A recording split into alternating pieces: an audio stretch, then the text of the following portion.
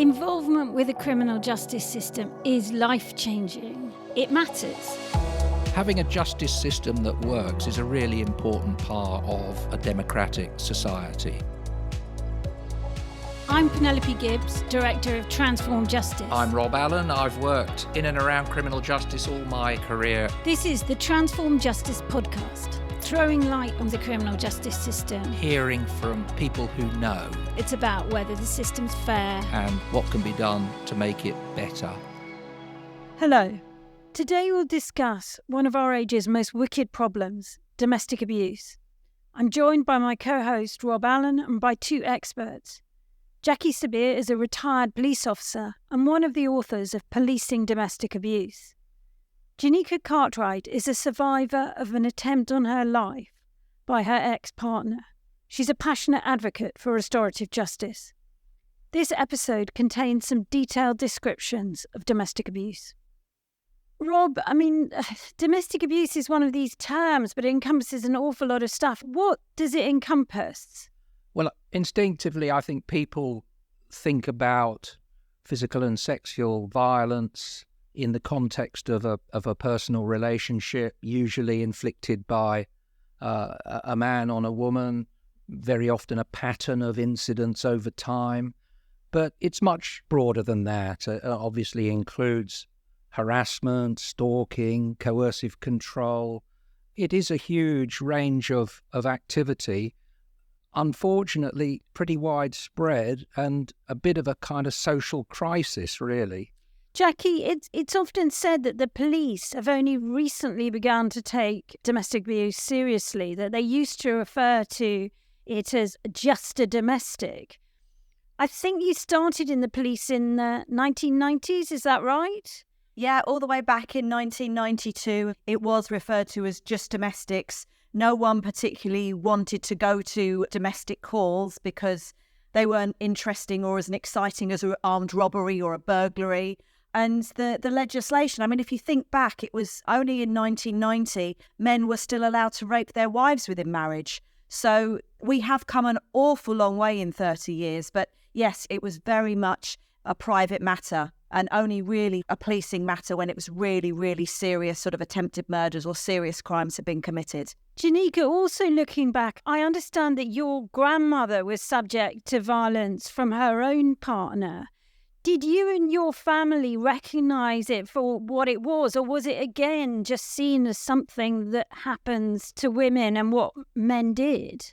My maternal grandmother and my auntie both suffered domestic violence, it was called then, because it was physical violence that they were suffering, and that was very obvious. It was black eyes and, shattered jaws and things like that. And I was very young, so for me, I couldn't understand that as being love. Why would you stay in a relationship like that? What was wrong with my grandmother? What was wrong with my auntie? And then it would be just seeing that everything's just blanketed over and we just have to forget about it. And I still have to go be nice to my uncle, be nice to my step-grandfather.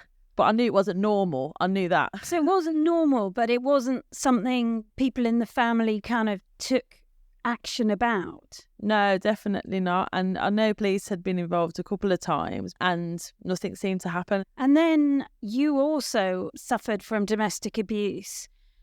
For how long and in what way did your partner abuse you in the years running up to the near-fatal attack? So when I was 28, I got into a relationship with someone I knew as a child.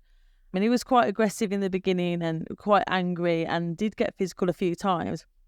I ended the relationship after 6 months because he'd pushed me, he'd spat in my face, he'd pulled my hair in an argument and he'd slapped me in the face. So for me, I was like, no way, I'm an independent woman, this is not right, I don't need to be in this. But because I knew his childhood, he'd grown up in a domestic violence household, he'd been molested as a child. I knew I didn't want to be in a relationship with him, but he needed help. So I was kind of still talking to him a little bit via text messages. Then I bumped into him somewhere and he said, I'm getting therapy and I'm so sorry and, you're the woman of my dreams. And I didn't realise in the beginning of that relationship actually that he'd love bombed me. So over the next 6 months, we just started slowly talking and then we entered back into a relationship and he never was violent again. But what took place of that is the jealousy, the paranoia, verbal abuse, mental abuse, emotional abuse. And I never recognised it as abuse because it wasn't physical. Nobody ever educated me on all the rest of the types of abuse. And I also definitely knew that it's not something that I could go to the police about. I just felt he had a nasty mouth when he got angry. And so I just felt at that time that my love could heal him. Sounds really ridiculous now. But, you know, his behaviour had improved. He got a great job. We'd had a child. And it was nice when it was nice and lovely when it was lovely. But it was in hell when it was horrible. And that went on for 5.5 years. So when you talk about emotional abuse, what was that? Did he insult you? Did he belittle you? So an example of it could be, I could be driving down the road, staring out the window, kind of a daydream, and all of a sudden he would be like, who the F are you looking at? Why are you looking at that man? Could you want to have sex with him? And I said, what man? What are you talking about? He's like, you're a dirty slag. And I would literally be sitting in traffic, and I was like, I don't even know what you're talking about. And I'd be trying to rationalise his thought processes and trying to get to the bottom of, why do you think like that? Like, I've never given no reason to distrust me, and constantly appeasing him. But it was a lot of, quite often, that he would do that over the slightest little thing. And I knew that wasn't normal. And I used to say to him, you can't talk to me like that. If you can't handle your emotions, you need to get help with that. But that's not the way you communicate how you're feeling. For him, it was like the insecurity of him not being good enough and thinking that he's going to lose with somebody else. That's why it was horrible, because he's so paranoid. I mean, Jackie, we've heard Janika talk about experience over many years. It didn't really involve her at this stage, getting the police involved. But is her experience commonplace? Have you heard that kind of story many times before?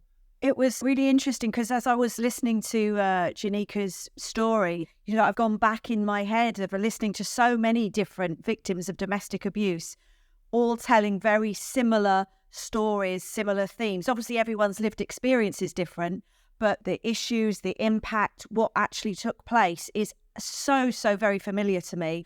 And I think for me, there is something all about power, the perpetrator wanting power. And I can remember some perpetrators telling me, especially when they've had repeat victims or had relationships with a number of women, they can pick them out in a room. They will be able to pick out the ones they will be able to victimize. So these themes of taking agency away from you, isolation from your friends, making you feel worthless, the talking down to all the time. It doesn't have to be physical. It really is that sort of coercive and controlling behaviour that has such a huge impact over such a long amount of time. But many women don't actually know what's happening to them until it's too late, because it's such a slow creeping effect that it can have over you. Yeah, I think from what Janika said, the police weren't involved too much at this stage. But what surprises many people is when the police do get involved in these kinds of cases, in I think about half or more of them, the person who has been a victim of abuse doesn't want the police to take any action. Why is that, Jackie? I mean, this is such a difficult thing, and police are learning and still learning, because many police officers, we return to the same address time and time again and deal with victims who have got black eyes, terrible injuries. You know, we've got spaghetti up the wall and broken furniture everywhere. And, you know, we just got, well, why doesn't she just leave? And this was a very common phrase. And officers often felt frustrated because they would put a lot of time and effort building a case, and then the victim didn't want to go to court. And there's a number of reasons why. Victims are absolutely much more scared of the perpetrator than they are of the police and going to court. But also, if they've got children, if the perpetrator is the financial breadwinner for the household, and actually going to court is not an easy process in and of itself. So we have this real dichotomy of she won't leave, but she needs to leave, or they need to leave to make themselves safe. And Rob, there is no simple answer to this. I would like to add on to that as well, that is one of the most frustrating questions, and the most common questions that is asked, why don't she just leave? People see it as, you know, the fear and the children, but actually what people, I find in my experience, miss is love is a reason, and, you know, stigma of a broken home is a reason. I was a single mother. Now I've got another child. I did not want to fail at this a second time round. And I think what people miss is that they're not horrible all the time. And, you know, you hold on to those nice times. And for some, I know it gets worse in pregnancy. For others, it gets better.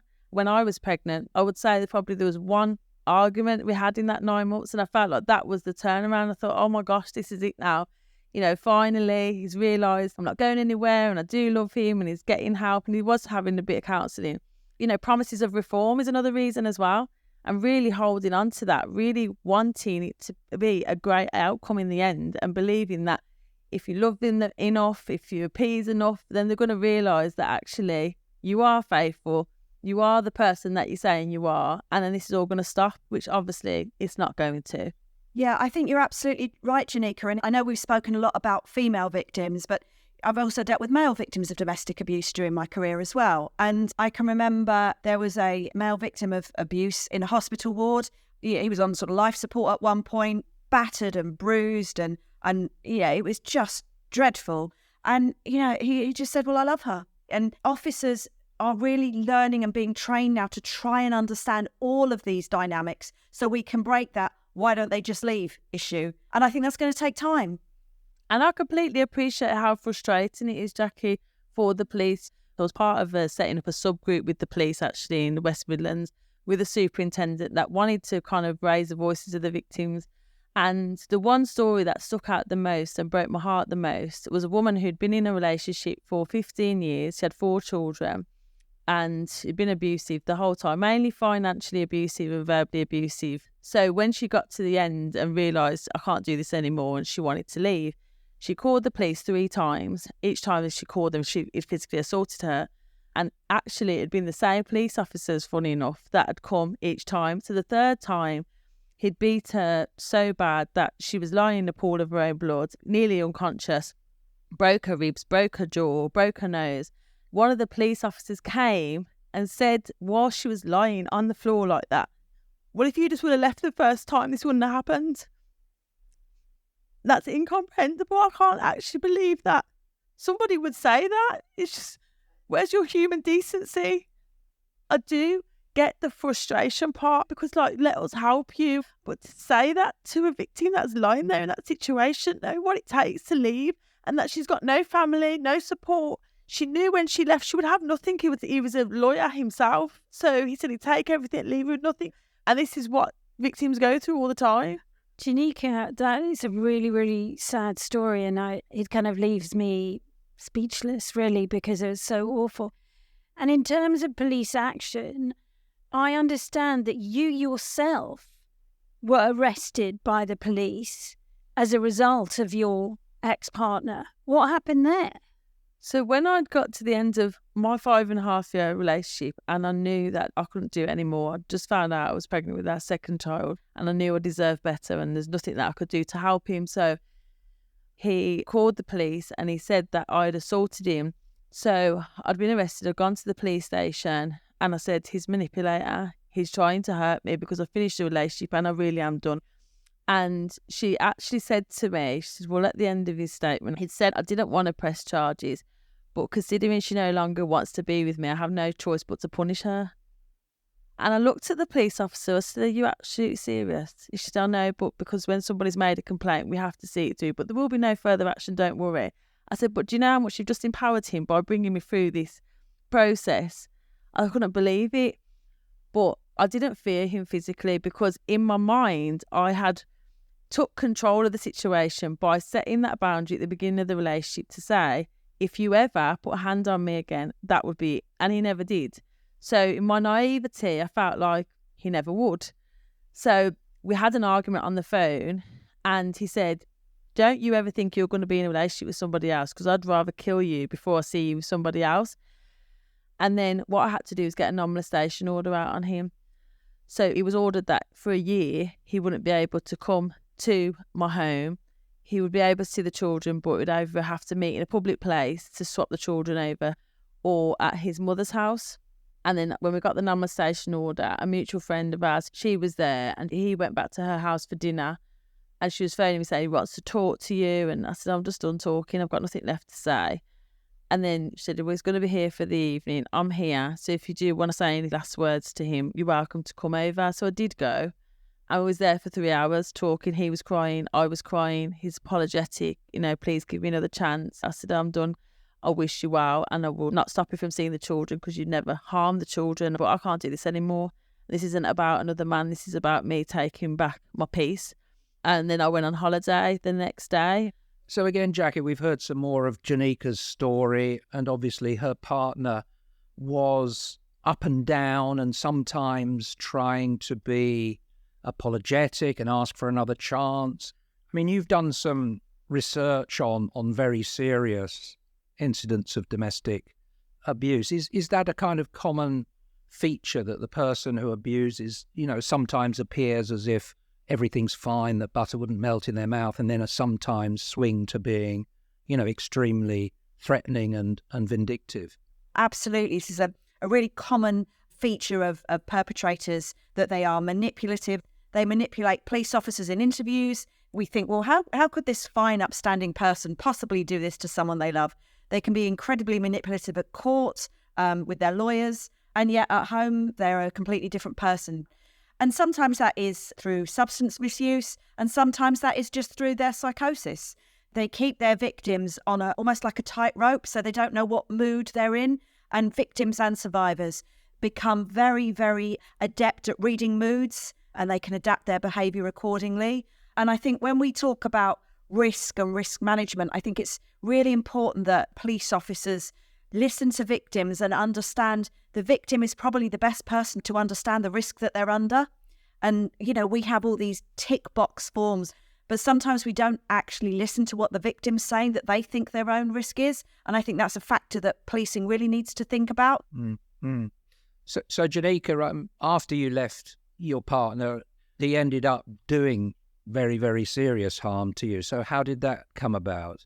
So when I came back from the holiday a week later, the moment I landed, my phone started getting abusive texts off him. That was all Sunday. And then it came to the Monday, which was the 1st of July, 2013. So that afternoon, after he'd been calling me and messaging me all morning, I answered the phone. He had £700 that he owed me, and he was using that as his power tool that he said he wasn't going to give it to me. So I've got the money I owe you. Can I just see my daughter, please, just for 5 minutes? I've never gone this long without seeing her, which he hadn't. But I said, that's fine, because I do need that money, actually. So I went to meet him. I had our daughter in the car. I was 9 weeks pregnant then with our second child. And I pulled onto the car park. He was already there. I've seen that my daughter's asleep, so I thought I'm going to have a conversation with him. I took my seatbelt off. He's got into the passenger seat of the car. And as I turned around and looked at him, he had a steak knife in his hand, and his voice was the only way I can describe it, it sounded demonic. His eyes was a different shape and colour. I didn't recognise this person. And he said, if you do not agree to be with me, I'm going to slit your throat right now and go to prison forever for killing you. And backhanded me in the face really hard. And I was so shocked, because I knew in this moment, the person that I knew and the little bit of power I suppose I thought I had gone. So I'm screaming for help. I'm saying, stop, our daughter's in the car and I love you, and anything I could say. And he was not having it at all. And I'm thinking, I can't flee from this situation because my daughter's strapped into her car seat, but I'm on a gym car park. So I thought, if I just get out of the car and scream for help, somebody would help. So I managed to get out of the car, and I stood up and screamed at the top of my voice, somebody please help me. He's got a knife and he's going to kill me, and my baby's here and I'm pregnant. And at the time, there would have been 3 or 4 men on the car park, and they just froze. And in that moment, all my hope just drained out of my body. And I thought, I just had this knowing no one's going to help me. And by this time now, he's coming round from the passenger side to the driver's side with this knife in his hand, like a crazed maniac. So I'm going to kill you now, and it's all your fault because you don't want to be with me. So I've kind of sat on my seat, lifted my foot up to kick him away, and he went to stab me in my face. All this time I'm thinking, he's doing this to scare me. He's not actually going to go through with this. So I put my arm up in front of my face, and he stabbed me in my arm. And that first stab, I thought, this is happening. I've got no choice now but to fight him. So he proceeded to stab me multiple times, and it felt like it was going on for such a long time. And then somebody shouted, we've called the police, please hold on. So he stopped and he went to his car. And as he drove past me, he looked at me and his face had gone back to normal and he just drove off. There was 23 witnesses standing there in a group, and I knew I'd been stabbed quite a lot of times. I knew that I was in a bad way, but I didn't know how serious it was in that moment.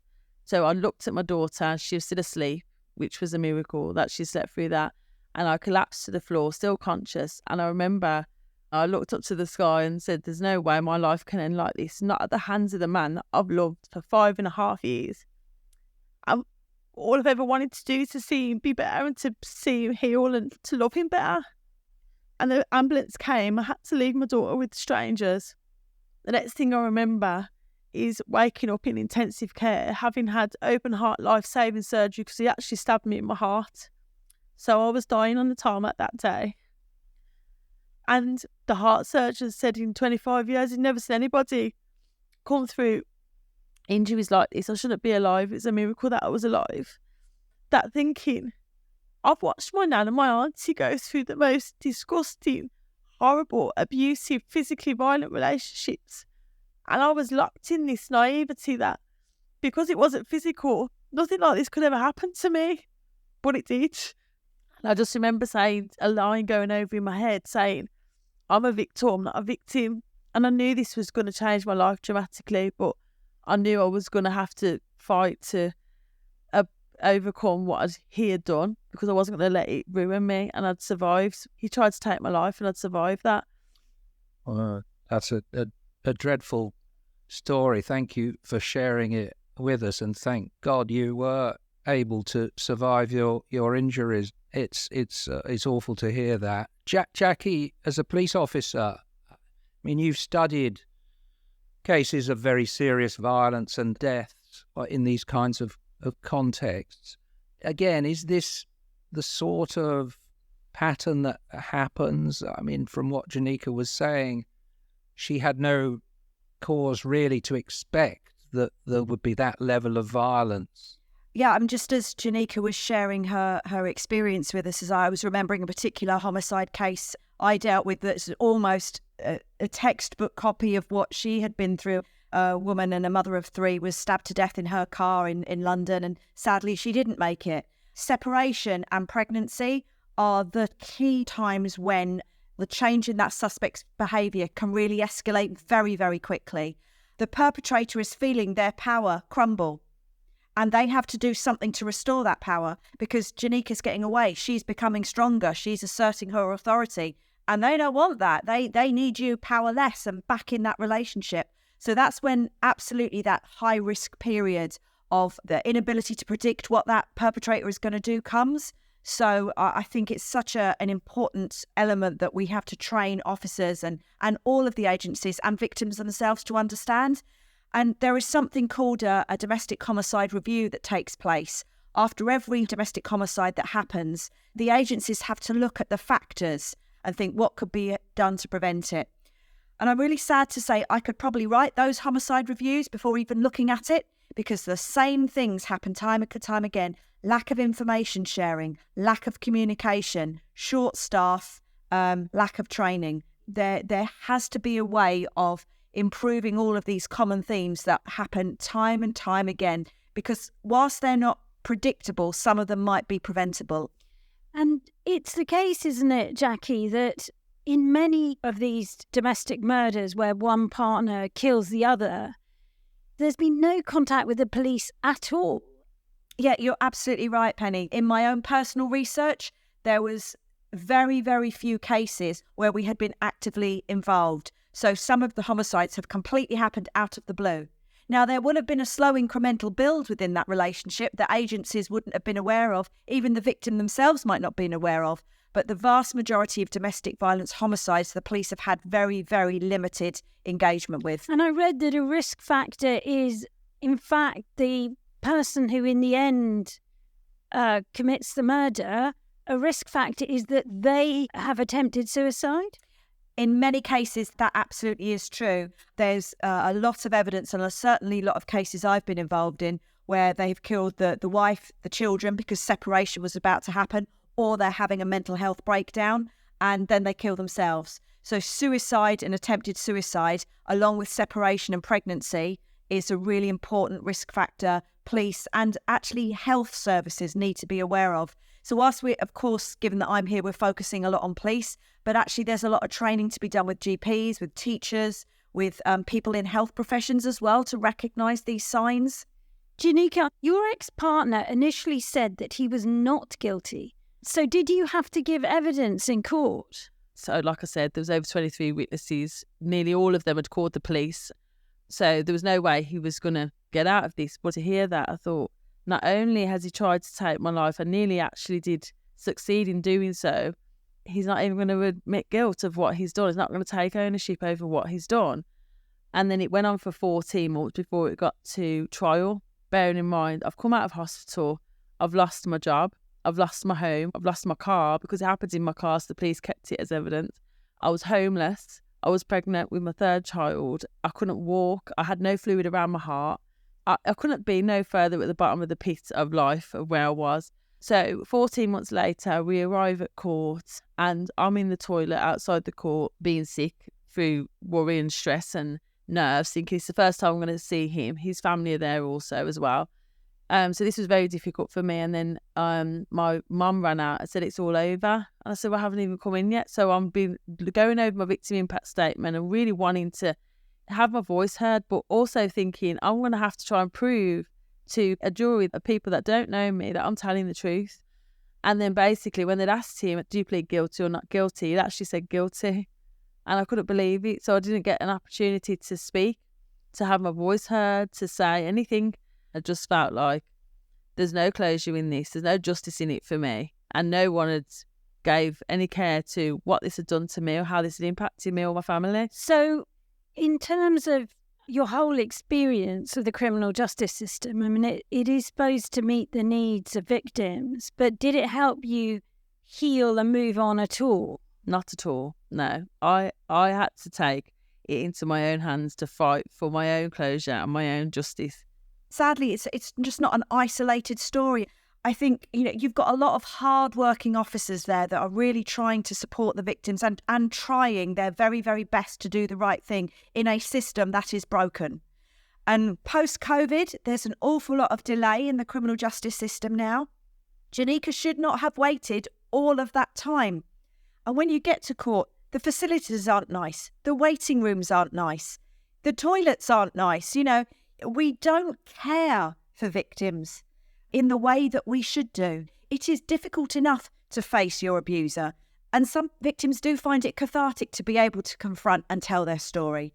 And it's absolutely right that people go to court and are actually held to account for what they've done. But the lack of caring for victims going through that really is something fundamentally that needs to be addressed. I've known women and men that have come out of the witness box and actually it's the best thing that's ever happened to them. For once, they have actually been able to tell their story from beginning to end. Whilst it has been traumatic for them, it's been a powerful experience and they feel empowered because they did that. But others have been re-traumatised by having to tell it again and again and again. Janika, I know that you couldn't give evidence because you weren't allowed to give evidence. Afterwards, at what point did you think, I want to meet him again. I want to find out more about why he did what he did? Well, actually, Penelope, for me, it was the day that I woke up in intensive care. There was just no way that I was going to allow this to ruin my life. So the next question was, why? Why has he done this to me? Now, the only person that could ever answer that question was him. And I'd never heard of restorative justice at that point. But it made sense to me that I wanted to have a conversation with him. So I asked the police officer and he actually said, why on earth would you want to see the person that tried to kill you? Is it because you want to be with him? And I was so taken aback. I was like, no, I just want to ask him why he's done. No, that's never going to happen. The crime's too severe. The risk is too severe. Just forget about it. But I knew what I needed to be able to move forward. And that conversation was what I needed. So for me to be able to then go on a journey for 3.5 years of fighting to get that meeting, and I exhausted every single service that was in the West Midlands. Everyone had the same response. And I didn't understand why it was so hard. The fight was so hard. And now when I talk about it, I explain it that the fight for my healing was harder than the fight for my life. Now, how is it that I've become a victim of crime? I'm asking and I'm articulating what I need, and no one is listening. No one is helping. No one is saying, let's explore this. Jackie, from your point of view, can you kind of see why the police and the other agencies that Janika talked to at this stage in the process might have been so reluctant to encourage this sort of meeting that Janika clearly wanted? I mean, I share Janika's frustration.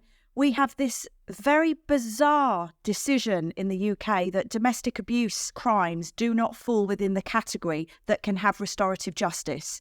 Despite evidence that it actually works, police are not allowed to introduce or speak about restorative justice as an option for victims. There is a project in Hampshire called CARA, which has really good evidence to show at the lower level of domestic abuse, actually it's really successful to stop repeat victimisation. But the trouble is that evidence isn't brought in. That there is no one body that's looking at all of the evidence that restorative justice actually can work or can be an option for some victims in this domestic abuse frame. So I think the reason why we don't do it is fear that actually that the perpetrator will use it as an opportunity to manipulate victims again, to get back in touch. But no one's looking at the counter argument and the evidence that we have already to show actually it can work. Janika, eventually you were able to access restorative justice with the support of a charity called Why Me. Did it work for you? Absolutely changed my life. They didn't give me no promises or guarantees. They just said, I'm really sorry for your experience so far, and we'll do everything in our power to facilitate this to happen. It is the most powerful tool in a victim's journey of healing if they choose to take part in it. It's a choice, and no one has the right to take that choice away. It was really, really scary to do it, but it was the most empowering thing I've ever done for myself. For those that don't know, when you go into a restorative justice process and meeting, there's 2 restorative justice facilitators. There was myself and there was him, and there was a prison officer in a room within the prison. They've had to vigorously risk assess for over a year. So you don't just ask for it today and get it tomorrow. All of that's taken place before we get to the meeting. And I was in shock when I saw him face to face, and I was sobbing. He couldn't even look at me for at least 10 minutes. We were sat opposite each other. And the first thing I said to him was, why? Why did you do that to me? How could you do that to me? After 5.5 years of loving you and having 2 children for you, how could you do that? And he was crying and he said, I'm sorry for what I did. It's never going to be enough. And I said, I need to know what happened. I need to know what led up to that day. I need to know where you got the knife from, what was going through your head. And I've got these questions that plagued my mind and kept me awake, suffering from insomnia for 3.5 years, because only he could answer them. And he gave me the answers, which was he'd started taking cocaine, started drinking a lot, he gave up his job, smoking weed. None of it's justifiable, but at least I had an answer. And he said he didn't go there intending to do that, but he did want to take control back and scare me into being with him because he felt like he'd lost me. So I went through what happened and I could see him cringing. Now, the last time he saw me, he left me to die with our daughter present, covered in blood. And I needed to sit there as a victim of attempted murder is what I was. I needed to sit there as a victor that I was to take my power back. And that's what I did. And it gave me my freedom. I slept the first night I'd ever slept in 3.5 years. I woke up feeling like a new woman and I felt like the weight of him had come off my shoulders. And I had found forgiveness for him. But I want to make clear, restorative justice is not about forgiveness. It's about me taking back my power and releasing myself from the anger and the hatred that was really trying to plague my heart. And I wouldn't be the woman I am today, so free, so at peace, having gained a degree after that, having met the love of my life, married, so happy if I hadn't had restorative justice that every service tried to block me from having. Jackie, clearly some people need to be imprisoned to protect their ex-partners and society. But overall, we know that criminal sanctions don't result in either an increase or a decrease in abuse. They don't make a difference. So, stepping back and looking at all cases, would you say that we need to perhaps put resources elsewhere than the police? So throughout my career, the frustrating thing is that the domestic homicide rate has stayed the same. Despite all of the resources, all the new legislation that's been put in, all the time and the effort, the risk assessments, and nothing has changed. It fluctuates at about 100 to 130 domestic homicides a year. Policing has its place, absolutely it does. But clearly something is not working because the homicide rate's staying the same. Only about 20% of actual abuse is ever reported. Policing is only one part of it. We've got MARAC, which is a multi-agency response to the most high-risk cases. But actually, not that many cases are high-risk. As we've already mentioned, there's a lot of families that aren't even involved in any agency. We need government and we need society to actually start thinking, how do we stop this? Nothing is working at the moment. So what can we do? What do we know that does work, and concentrate and put resources on that? We need some actual focus, like we focused on counter-terrorism. How we police counter-terrorism should be the way we police domestic abuse. It's a threat to our society. So actually we need that joined up, consistent, resourced approach to think what works and actually follow something through. And we don't know what works with perpetrators. How can we protect victims best? We still don't know. We know restorative justice does work in some cases. It gives agency and choice back to survivors where all of their choices were taken away. So I think there actually has to be, for once, a really concerted effort around what do we want as a society and how are we going to make that work? We'll never stop it, but how can we prevent it? Okay, perhaps that's a note on which we should draw this incredible discussion to an end. It's been very moving and difficult to take part in a way, but I've certainly learned a lot, and I'm sure our listeners will. What we'd like to do to finish is to ask each of you, if you were in charge of policy in this area, if there was one change that you would introduce to try and improve the response to domestic abuse, what would that be? Jackie, can I start with you? I would police domestic abuse like we police counter-terrorism in terms of the resources, the focus, the skills and the leadership that are given to that. That is what I would do in terms of the policing response to domestic abuse. Janika? All I think about is having the victim as the focus and really listening and learning from what's gone over many years. We're all allowed to have opinions about things, and people say they're not judgmental, but people are judgmental. But I think when you're in a position of authority, in a position of power, you're a police officer, you're government, those things can't come into play. It's what can we do to make this better, to reduce this? Because unfortunately, I don't believe we're ever going to eradicate domestic abuse. That hurts me to say. I've got children. I know it doesn't just happen to women. I've got a best friend whose brother was murdered by his girlfriend and all the things she's had to go through. It ruins lives. And for me, I focus on the healing journey because no one's looking at that.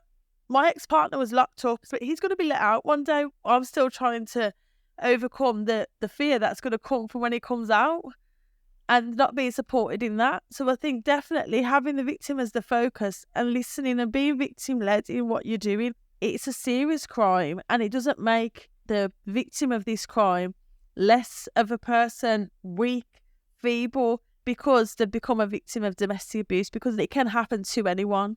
Thanks. Rob, what would you do to reduce domestic abuse? Well, I'm usually not stuck for ideas, but this is such a big one. I started by saying that this is a sort of social crisis. So I think the answers lie a lot outside criminal justice. Yes, the criminal justice system needs to get its house in order in dealing with these kinds of cases. I'd like to see a big program of research to really try and help us understand why we have this problem, why men primarily are doing this, what schools, social services, health can do to really try and prevent this happening in the first place. And when it does happen, those agencies can be brought in to try and intervene alongside criminal justice. Thanks, Rob, Janika and Jackie. And if you'd like more information about Jackie's book or about the role of restorative justice in addressing domestic abuse, do look at our programme notes. And if you recommend the podcast, do rate it highly, please. Thanks for listening. Goodbye. Goodbye. Goodbye. Goodbye.